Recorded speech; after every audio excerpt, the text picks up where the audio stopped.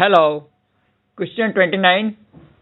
Calculate the power delivered by the dependent current source.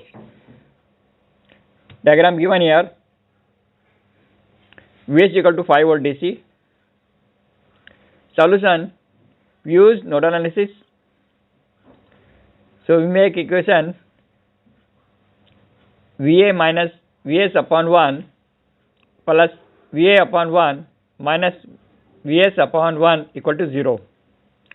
After solving this equation, Va equal to Vs.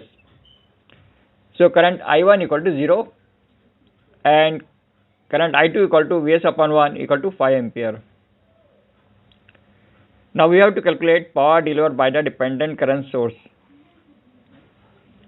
Power delivered by the dependent current source equal to Va multiplied by I2 equal to 5 multiplied by 5 equal to 25 watt. Power is positive, so this is power delivered by the current source to the resistor R 1 ohm. Okay, thank you.